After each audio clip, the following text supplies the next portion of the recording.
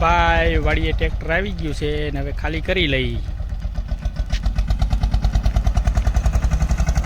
બસ બસ બસ જો આ કૂવામાં અહીંયા એટલે પડ છે ને આપણે ફાઉન્ડેશન ફિટિંગ કરી રહ્યા છે. એ તો જો આ રીતે બાંધી દીધું છે અને અત્યારે ફાઉન્ડેશન ફિટિંગ થાય છે, સપોર્ટ મારવાનું ચાલુ છે.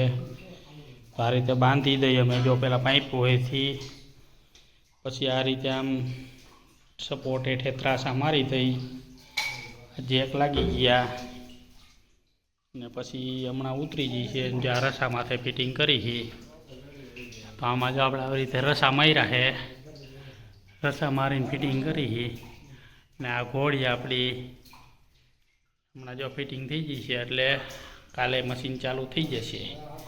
Radhe boring machine Rajkot, Radhe boring machine Rajkot. મારા મિત્રો જો ફાઉન્ડેશન ટેકાવાઈ ગયું છે ને ઘોડી આપણે જો આ રીતે આમ ઊભી કરી દીધી છે. ઘોડી ઊભી થઈ ગઈ છે ને અમારા જીગાભાઈ સામાન વધારાનો ડેકીમાં નાખે છે. પાઇપને એવું કાપેલું છે. એ હાઇડ્રોલિક અહીં કાંઈ લાઇટ બાઇટ છે નહીં ક્યાંય, એટલે અહીં કાંઈ હાઇડ્રોલિક ચાલુ નથી થવાનું, એટલે એન્જિનવાળું જ ચાલુ કરવાના છે. ને 66 kVની લાઈન છે બાજુમાં જોવો જોરદારની. ને આ રીતે જો કૂવો છે ને આમાં આપણે ફિટિંગ કરી દીધું છે. આમાં નથી મોટર કે નહીં કાંઈ, ખાલી પાઇપ પડ્યો અંદર. જોઈ લ્યો, અહીંયા લાઇટની કોઈ સુવિધા જ નથી. હા, રાધે બોરિંગ મશીન રાજકોટ.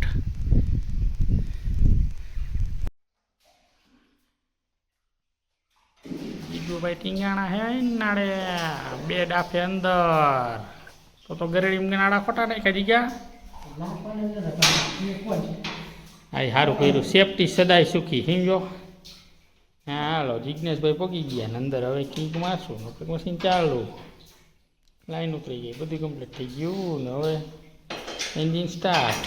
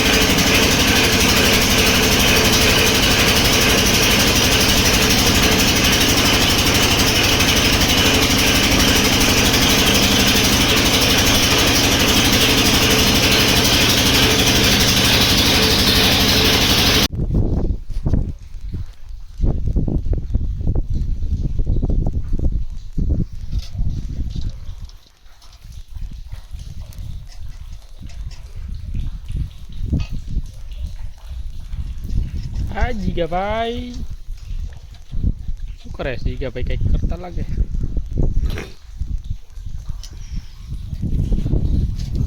આ 2 પૂરા કરી દીધા ને ત્રીજો મૂકવાનો છે.